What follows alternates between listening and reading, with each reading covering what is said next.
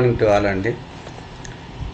ఇప్పుడు ఈ date of birth కాలం నుండి మనం ఇయర్స్, మంత్స్, డేస్ ఎలా క్యాలిక్యులేట్ చేస్తామో ఒకసారి చూద్దామండి.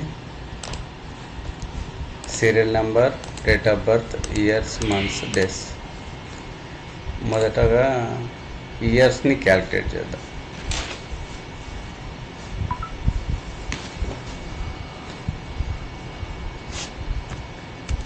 Dated if selection, comma, today, comma, why,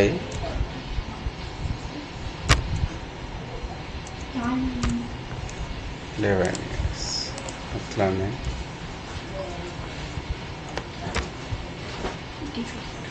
అలాగే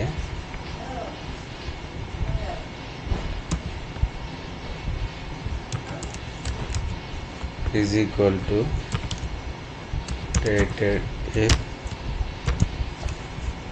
selection, date of birth column selection, comma, today, bracket open close, comma,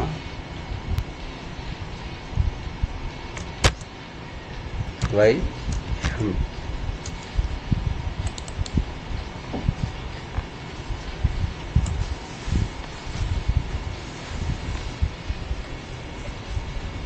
అలాగే days, dated if bracket open date of birth column, comma,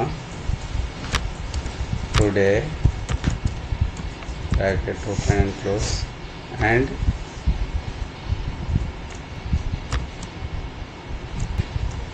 MD bracket close.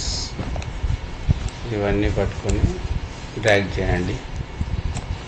ఇప్పుడు మనకు date of బర్త్లో ఉన్న 2013 11 years 3 months 19 days age అన్నమాట.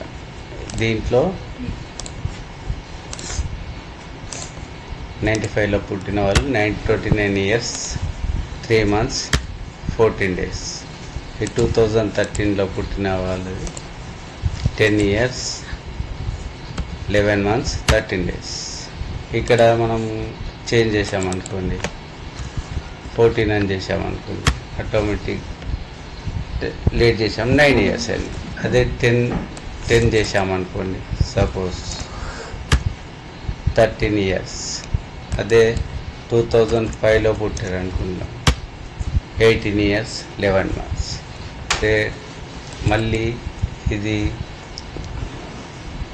Month change చేసామనుకోండి, month 5 బదులు 11 అంటే దాదాపు 5 బదులు 10, దాదాపు 5 months వెయిట్ చేసాం అంటే 6. అదే ఇక్కడ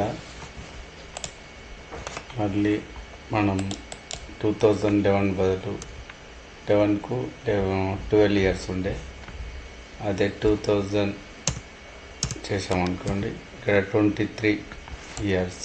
ఇక్కడ మంత్ కూడా మార్చామనుకోండి,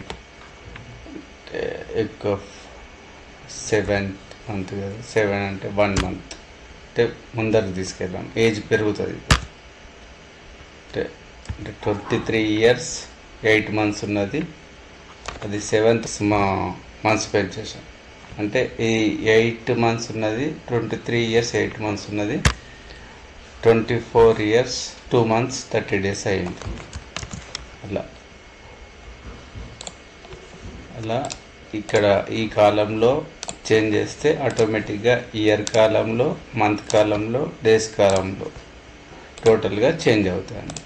ఇందులో ఏది చేంజ్ చేసినా కానీ reflect year column, month column and days కాలంలో చేంజ్ అవుతాయండి.